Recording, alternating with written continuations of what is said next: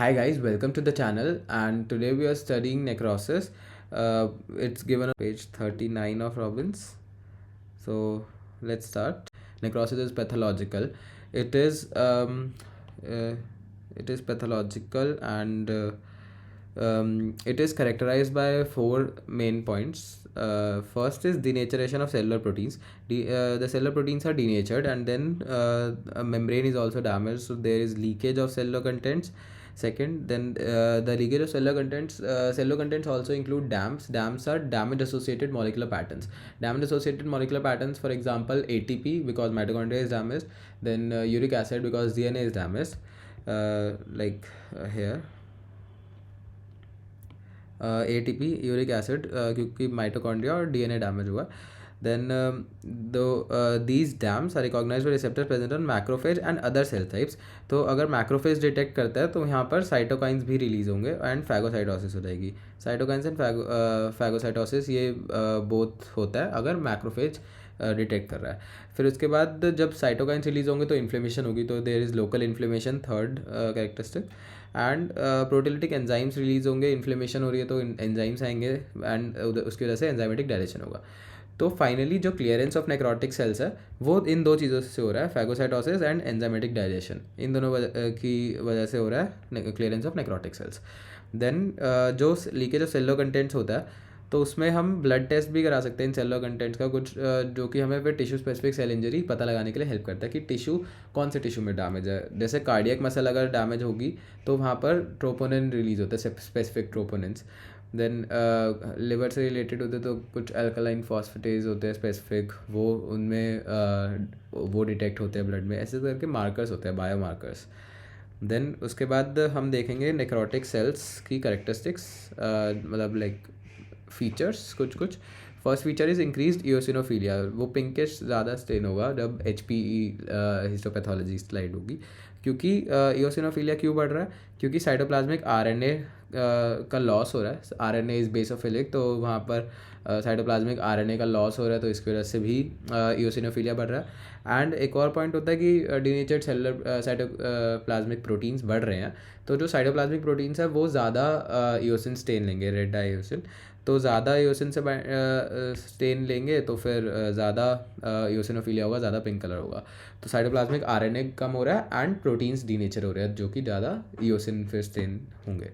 Then उसके बाद there is glassy homogeneous appearance of necrotic cells. वो क्यों होता है? क्योंकि यहाँ पर ग्लाइकोजन पार्टिकल्स डिक्रीज हो रहे हैं, तो वो होमोजेनस अपीयर करता है. फिर मॉथ ईटन अपीयरेंस होती है. मॉथ ईटन अपीयरेंस क्योंकि ऑर्गेनाइज है वो डाइजेस्ट हो रहे हैं एंड साइटोप्लाज्म में वैक्यूल्स बन रहे हैं, तो वो मॉथ ईटन अपीयरेंस लगते हैं. वैक्यूल्स है तो वो स्टेन नहीं होगा, तो फिर वहाँ अंदर there will be white spaces and cell organelles digest हो रहे हैं.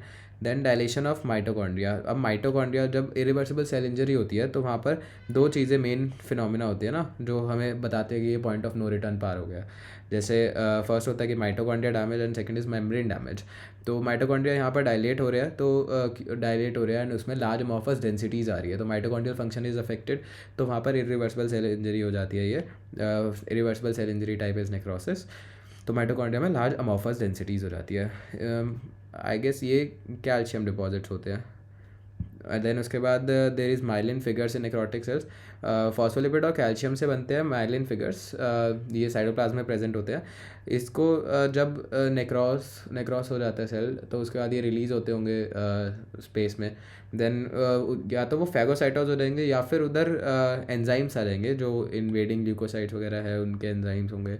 तो उन एंजाइम से कन्वर्ट हो जाएगा फैटी एसिड में. तो फैटी एसिड और कैल्शियम मिलकर फिर कैल्सिफिकेशन हो जाती है. कैल्सिफिकेशन से पॉनिफिकेशन हो, चौकी वाइट अपीयरेंस होती है थोड़ी थोड़ी. तो वैसा हो सकता है जो फैटी एसिड है वो कैल्शियम के साथ कंबाइन होके. तो माइलिन फिगर्स की ये पॉइंट्स थे. तो हम एक बार पूरा पहले ये 5 पॉइंट देखे दोबारा. तो इट इज़ इंक्रीज्ड इओसिनोफिलिया होता है, इसमें साइटोप्लाज्मिक आरएनए डैमेज हो रहा है और प्रोटीन्स जो है वो बढ़ रहे हैं.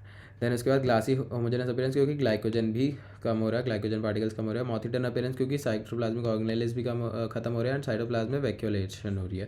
देन इसके बाद माइटोकॉन्ड्रिया इज डैमेज क्योंकि लार्ज अमॉर्फस डेंसिटीज़ आ जाती है। माइलिन फिगर्स जो है वो फैगोसाइटोज हो सकते हैं या फिर उसमें एंजाइम्स आ सकते हैं एंड वहाँ पर कैल्सिफिकेशन शो होगी, अगर फैटी एसिड रिलीज होगा तो कैल्शियम के साथ कंबाइन होकर कैल्सिफिकेशन हो सकती है। Then there are nuclear changes में आता है, एक आता है कैरियोलाइसिस जिसमें जो डीएन न्यूक्लियस है उसका पूरा ब्रेक डाउन सा हो रहा है, तो उसमें डीएनए जो है वो डैमेज होगा एंड डीएनए इज बेसोफिलिक, तो बेसोफिलिया भी कम हो जाएगा, तो ये कैरियोलाइसिस होता है। Then one other nuclear change which happens sometimes is pyknosis, ये एपोप्टोसिस में भी होता है। पिग्नोसिस में क्या होता है कि ये न्यूक्लियस है and the chromatin goes to the periphery on the nucleus and this is like peripheral accumulation of chromatin, तो chromatin कंडेंस होगा और पेरीफ्री पे होगा ज़्यादा, तो इससे बेसोफिलिया बढ़ जाता है क्योंकि कंडेंस हो रहा है, तो बेसोफिलिक सब्सटेंस और कंडेंस होगा तो और ज़्यादा बेसोफिलिक हो जाएगा, तो फिर वहाँ पर ज़्यादा स्टेनिंग बेसोफिलिक दिखती है, लाइक ज़्यादा पर्पलिश इन HP स्लाइड, तो क्रोमैटिन कंडेंस होगा, बेसोफिलिया बढ़ जाएगा, तो ये एपोप्टोसिस में भी दिखता है। अब यही पिक्नोसिस अगर ये फ्रैगमेंट कर जाए न्यूक्लियस, ये यहाँ पर न्यूक्लियर मटेरियल एंड ये फ्रैगमेंट्स कर जाए ऐसे ऐसे करके, तो ये फ्रैगमेंट्स में हो जाता है, तो कैरियोरेक्सिस हो जाता है। कैरियोरेक्सिस होकर ये एपोप्टोटिक बॉडीज़ में भी जाता है प्रोटोसिस में। तो यहाँ पर अभी न्यूक्लियर चेंजेस जो नेक्रोसिस में हो सकते हैं वो तीन टाइप हो सकता है, या तो कैरियोलाइसिस हो सकता है, पिक्नोसिस हो सकता है, या कैरियोरेक्सिस हो सकता है, ठीक है। फिर उसके बाद देर इज़ नेक्रोटिक सेल्स और डेब्रिस जो है वो परसिस्ट करे अगर, तो they can be deposition of calcium and other minerals, तो उसकी वजह से डिस्ट्रॉफिक कैल्सिफिकेशन हो जाती है। डिस्ट्रॉफिक कैल्सिफिकेशन एक अलग टॉपिक है, अलग से देखेंगे। फिर नेक्रोसिस के अब टाइप्स पे आ जाते हैं, ये सारे पॉइंट्स थे नेक्रोसिस के कि नेक्रोसिस में क्या क्या होता है सेल में चेंजेस। देन उसके बाद अब हम आ रहे हैं नेक्रोसिस के 6 पैटर्न्स, जो different patterns cells follow like necrosis में। तो there is coagulative necrosis, liquefactive necrosis, gangrenous necrosis, caseous necrosis, fat necrosis and fibrinoid necrosis. जो कोएगुलेटिव है वो most common type of necrosis है, तो कोएगुलेटिव में आता है सी coagulative is when coagulative necrosis happens in localized area, it is called an infarct. The architecture of cell is preserved. Architecture of cell मतलब कि जो सेल आउटलाइंस एंड ये सब मेम्ब्रेन मतलब सेल आउटलाइंस मेनली, क्योंकि जो एंजाइम्स होते हैं सेल में वो भी स्टॉप हो जाते हैं क्योंकि वो डीनेचर हो जाते हैं एंजाइम्स भी, तो प्रोटीलिसिस ऑफ सेल्स भी रुक जाता है। तो प्रोटीलिसिस ऑफ सेल्स फिर उसके बाद प्रोटीलिसिस ऑफ सेल्स रुक गया तो वो इंक्रीज इओसिनोफिलिक अपीयरेंस होती है एंड रेडिश और इंडिस्टिंक्ट न्यूक्लियस, मतलब सेल है इंक्रीज इओसिनोफिलिया है, पूरा पिंकिश दिखेगा एंड उसके बीच में एक न्यूक्लियस हो सकता है जो रेडिश होगा या फिर इंडिस्टिंक्ट होगा। देन उसके बाद जो अल्टीमेटली लाइजोसोमल एंजाइम्स है वो तो होंगे ही रिलीज एंड मतलब lysosomal enzymes not of the cells undergoing coagulative necrosis, instead the lysosomal enzyme जो ल्यूकोसाइट से आ रहे हैं, इन्वेडिंग ल्यूकोसाइट्स है ना, जो उसको फैगोसाइटोस करने आ रहे हैं, या फिर एंजाइमेटिक डाइजेशन जो हमने यहाँ पे बात भी करी थी कि फैगोसाइटोसिस एंड एंजाइमेटिक डाइजेशन, इन दोनों से जो है क्लियरेंस ऑफ नेक्रोटिक सेल्स होती है। तो कोएगुलेटिव में भी लाइजोसोमल एंजाइम जो ल्यूकोसाइट्स इन्वेट करते हैं उनसे आते हैं एंजाइमेटिक डाइजेशन के लिए, और फैगोसाइटोसिस भी कर लेते हैं ये, तो ये कोएगुलेटिव नेक्रोसिस में होता है। Then coagulative necrosis is a dry gangrene, हम ये गैंग्रीन से भी आगे पढ़ते हैं कि क्या होता है। It is a dry gangrene. Then causes में देखें तो हमारे पास है इस्कीमिया होगा ब्लड वेसल ऑब्स्ट्रक्शन से ड्राई गैंग्रीन्स ही बनते हैं। इस्कीमिया से हो सकता है coagulative necrosis. Then there is burns में भी कोएगुलेटिव नेक्रोसिस होती है। जेंकर्स डिजनरेशन जब टाइफाइड और एंटेरिक फीवर या फिर टाइफाइड एंटेरिक फीवर होता है, तो फिर rectus abdominis muscle and other skeletal muscles and diaphragmatic muscles, तो इन सब में जेंकर्स डिजनरेशन होती है, ये भी कोएगुलेटिव नेक्रोसिस है। फिर उसके बाद जो कोएगुलेटिव नेक्रोसिस है वो सारे सॉलिड ऑर्गन्स में होगी एक्सेप्ट ब्रेन एंड पैंक्रियास, तो ये 2 सॉलिड ऑर्गन है जिसमें कोएगुलेटिव नहीं देखी जाती है। अब हमारे पास रीज़न नहीं है कि ब्रेन में क्यों कोएगुलेटिव नहीं होती है, बट अननोन रीज़न है। All solid organs like heart, kidney and spleen, heart में most commonly like coagulative necrosis होती है। Then there is brain and pancreas के एक्सेप्शन। लिक्विफैक्टिव नेक्रोसिस पे आ जाते हैं। Liquefactive necrosis there is this is a wet gangrene. Wet gangrene मतलब कि इसमें बैक्टीरियल इन्फेक्शन हो जाते हैं। जैसे ओके, फर्स्ट हम गैंग्रीनस ही कवर कर लेते हैं। तो ये है गैंग्रीनस। तो इसमें टिपिकली गैंग्रीनस नेक्रोसिस में भी कोआगुलेटिव नेक्रोसिस होती है। कोआगुलेटिव नेक्रोसिस ऑब्स्ट्रक्टिव सर्कुलेशन वगैरह की वजह से हो सकती है, ये ड्राई गैंग्रीन बनाता है। पर जब इसी में बैक्टीरियल इन्फेक्शन हो जाता है तो फिर वो लिक्विफैक्टिव नेक्रोसिस में कन्वर्ट होता है, लिक्विफाई हो जाता है लाइक एंजाइम से, क्योंकि degradative enzymes of bacteria and attracted leukocytes, bacteria and leukocytes दोनों के जो एंजाइम्स होते हैं वो सेल्स को यहाँ पर डिग्रेड करेंगे एंड उसको वेट गैंग्रीन में कन्वर्ट कर देगा।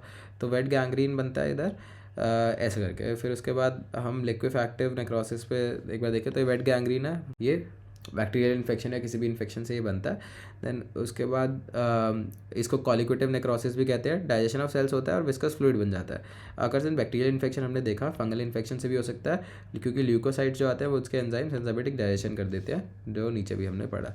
फिर एब्सेस में भी होता है। पस में क्या होता है, क्रीमी येलो होती है पस, इसमें ल्यूकोसाइट्स होते हैं, डेड ल्यूकोसाइट्स वगैरह, तो ये एब्सेस बना देते हैं, लिक्विफाई तो हो रहा है पस। फिर उसके बाद hypoxic death in CNS is like brain is also liquefactive necrosis.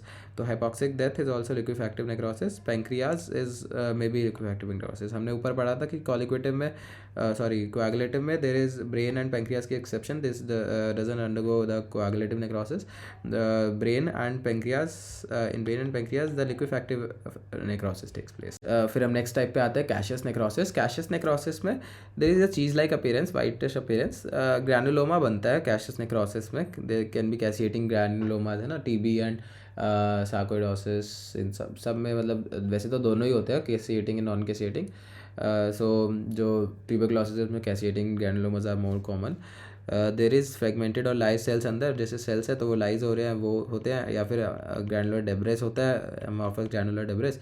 तो ये सब जो है ना एक obstructive inflammatory border, distinctive inflammatory border के अंदर इंक्लोज हो जाते हैं। तो यहाँ पर एक इन्फ्लेमेटरी बॉर्डर बन जाता है। वो होते हैं ना कि इसमें न्यूट्रोफिल्स या फिर ग्रैनुलोमा में क्या होता है, एपिथेलॉइड सेल्स होते हैं, जाइंट सेल्स होते हैं, तो वो सब इसमें आ सकते हैं। Then it is a combination of coagulative and liquefactive necrosis basically. तो अकर्स इन टीबी में कैसेटिंग ग्रैनुलोमास बनते हैं, उसमें mycolic acid is high in the cell wall of bacteria, तो वहाँ पर हाई लिपिड कंटेंट है, तो वो चीज़ ही अपीयरेंस देता है, माइकोलिक एसिड है ना।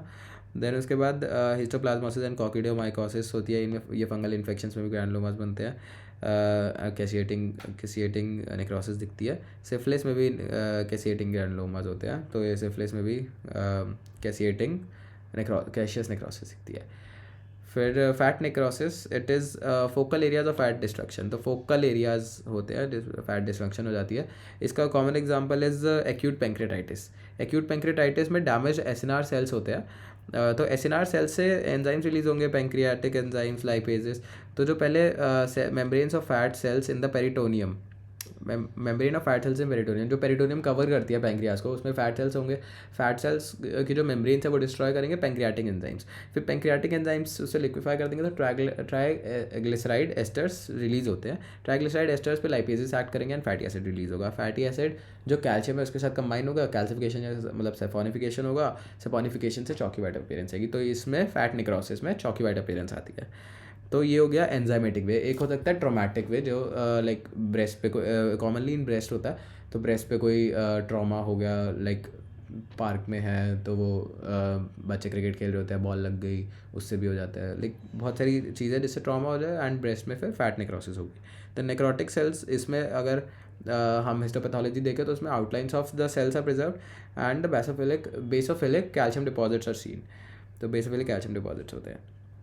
Then fibrinoid necrosis, this is fibrin like, so it is vascular damage से होता है fibrinoid necrosis, blood vessels में fibrinoid necrosis होती है मेनली। तो इसमें इम्यून कॉम्प्लेक्सेस ज़्यादा डिपॉजिट हो जाएंगे आर्टरी वॉल्स में, या फिर प्लाज्मा प्रोटीन जो है वो लीक आउट होते हैं सेल से। तो ये दोनों मिलके हमें ना ब्राइट पिंक और अमॉर्फस अपीयरेंस देते हैं हिस्टोपैथोलॉजी में, ब्राइट पिंक और amorphous and amorphous appearance.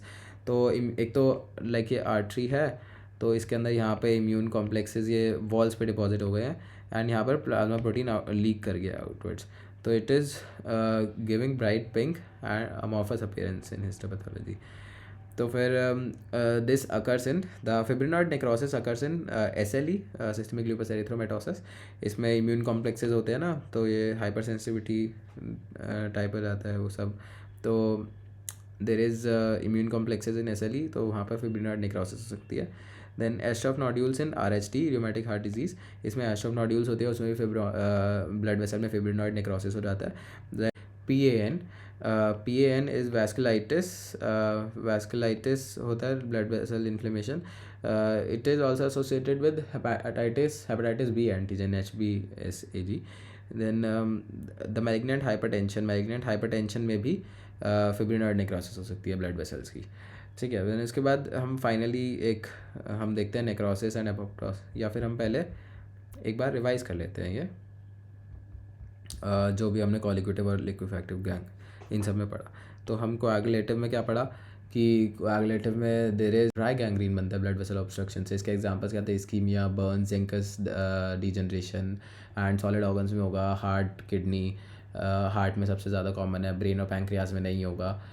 And there is outlines of cells are preserved, the cell structure architecture is preserved basically.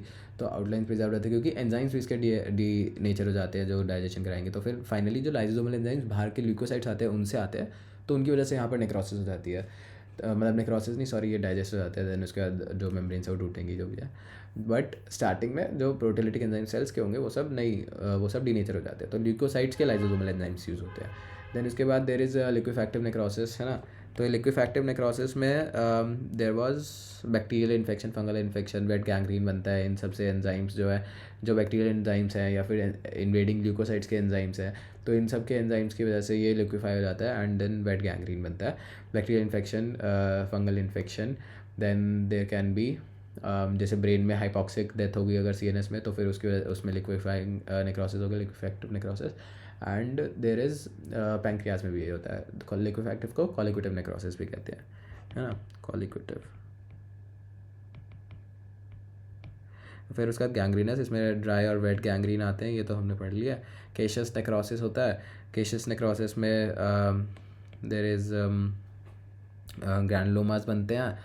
इसमें डिस्टिंक्टिव इन्फ्लेमेटरी बॉर्डर कवर कर लेता है, मतलब उसमें एपिथेलियल सेल्स वगैरह ये सब होते होंगे. तो इसका एग्जांपल जैसे TB था, सिफिलिस था.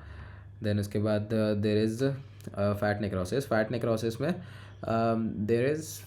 फैट नेक्रोसिस में जो वो चॉकी वाइट अपीयरेंस, क्योंकि जो फैटी एसिड रिलीज़ होंगे, कुछ एंजाइम्स रिलीज़ होने के लिए एंजाइमेटिक या फिर ट्रॉमेटिक फैटी एसिड रिलीज़ होंगे. फिर फैटी एसिड जो रिलीज़ हो रहे हैं वो कैल्शियम के साथ कंबाइन होते हैं एंड सपोनिफिकेशन हो जाती है, तो चॉकी वाइट अपीयरेंस हो जाती है. तो एक्यूट पैंक्रेटाइटिस में होता है, ब्रेस्ट में ट्रॉमा इंजरी से भी हो सकता है. Then there is fibrinoid necrosis, ये ब्लड वेसल्स में होता है. ब्लड वेसल्स में फॉर एग्जाम्पल ब्लड वेसल्स में due to immune complexes and plasma protein leaking out, immune complexes inside the artery wall, adhere to the artery wall. Then उसके बाद the examples are SLE, systemic lupus erythematosus, PAN, Aschoff nodules in RHD and malignant hypertension, इन दोनों में भी है. ठीक है. Finally हम देखते हैं नेक्रोसिस और एपोप्टोसिस का डिफरेंस क्या है. तो नेक्रोसिस और एपोप्टोसिस का डिफरेंस, इट इज़ नेक्रोसिस में सेल स्वेल हो रहा है ना. नेक्रोसिस में सेल स्वेल होता है एंड जो एपोप्टोसिस है उसमें सेल श्रिंक होगा. तो फिर ये एक डिफरेंस है. नेक्रोसिस में सेल स्वेल हो रहा है, उसमें डिश्रिंक हो रहा है. इसमें नेक्रोसिस में पिक्नोसिस, कैरियोलेक्सिस, कैरियोलाइसिस ये तीनों दिखते हैं. एपोप्टोसिस में लाइक पिक्नोसिस होती है एंड फ्रैगमेंटेशन होकर वो न्यूक्लियोसोम में जाना चाहता है. तो there is basically fragmentation into nucleosomes, छोटे छोटे न्यूक्लियर बॉडीज़ में जाते हैं जो एपोप्टोटिक बॉडीज़ में जाते हैं. फिर then there is membrane of in necrosis is disrupted and the enzymatic digestion may leak out. तो जो एंजाइमेटिक डाइजेशन होता है, मेम्ब्रेन का डिसरप्ट होती है, एंजाइमेटिक डाइजेशन होता है, तो सेलुलर कंटेंट्स लीक आउट हो सकते हैं. डैम्स अभी पढ़ा ना, डैमेज एसोसिएटेड मॉलिक्यूलर पैटर्न्स, जो ATP एंड यूरिक एसिड है. ATP due to mitochondria, uric acid due to DNA damage. Then जो एपोप्टोसिस में है but there is membrane intact रहती है, वो एपोप्टोटिक बॉडीज़ में बनता है, छोटी छोटी बॉडीज़ में ऐसे मेम्ब्रेन बाउंड होती हैं. तो ओरिएंटेशन ऑफ लिपिड लाइक और बट जो मेम्ब्रेन है उसका स्ट्रक्चर थोड़ा ऑल्टर्ड होता है. जैसे जो उसका मेम्ब्रेन में एक फॉस्फेटिडिल सीरीन होता है लिपिड, तो वो इन्वर्ट हो जाता है, लाइक अंदर की साइड होता है मेम्ब्रेन के एंड वो बाहर की साइड आ जाता है, ताकि जो सेल्स है फैगोसाइटोस कर रहे हैं और वो सब, तो आके इसे खा सके, उसे एक ईट मी सिग्नल मिले. तो phosphatidylserine acts like a eat me signal. तो ये ओरिएंटेशन इसकी चेंज हो जाती है. देन जो नेक्रोसिस है उसमें इन्फ्लेमेशन दिखेगी, जो एपोप्टोसिस है उसमें नहीं दिखेगी, क्योंकि इन्फ्लेमेशन नेक्रोसिस में दिख रही है क्योंकि हमने पढ़ा ना डैम्स जो है वो मैक्रोफेज के साथ मैक्रोफेज रिसेप्टर्स सेंस करते हैं, देन उसके बाद साइटोकाइन रिलीज करते हैं, उसकी वजह से लोकल इन्फ्लेमेशन होती है। Then necrosis is always pathological, जो एपोप्टोसिस है वो पैथोलॉजिकल भी हो सकती है और फिजियोलॉजिकल भी हो सकती है एपोप्टोसिस, ठीक है, हम देखेंगे। देन उसके बाद नेक्रोसिस में इलेक्ट्रोफोरेसिस, अगर इलेक्ट्रोफोरेसिस करते हैं तो नेक्रोसिस में कैसा पैटर्न मिलता है, स्मीयर पैटर्न, क्योंकि इसमें कोई एंडोन्यूक्लियस नहीं है, मतलब लाइक सेल्स का डीएनए जो है वो वैसे ही अपने आप ब्रेक हो रहा है अलग अलग लेंस पे, तो वो पूरा एक स्मीयर पैटर्न देगा। देन जो एपोप्टोसिस होता है उसमें प्रोग्राम सेल देते हैं, तो उसमें पहले से ही जो एंजाइम्स यूज़ हो रहे हैं वो एंडोन्यूक्लियस होते हैं, तो एंडोन्यूक्लियस उसको डिफरेंट लेंस पे काटते हैं, पर्टिकुलर लेंस पे, क्योंकि रिस्ट्रिक्टिव रिकॉग्निशन साइट्स होती हैं जो पैलिंड्रोमिक साइट्स और ये सब होता है, तो एंडोन्यूक्लियस वहाँ पे काटेगा, तो endonuclease cuts at a specific site and therefore different lengths particular specific lengths of DNA is obtained, so there is step ladder pattern. तो यहाँ अलग अलग लेंथ अलग अलग like group of DNA with same length, तो different length in different group and same group में same length होगा, तो वो एक साथ आएगा इलेक्ट्रोफोरेसिस में, तो यहाँ पर एक स्टेप लैडर पैटर्न ऑब्जर्व होता है। So that was all. This was it for necrosis. You can study it from Robbins now, and yeah, thank you.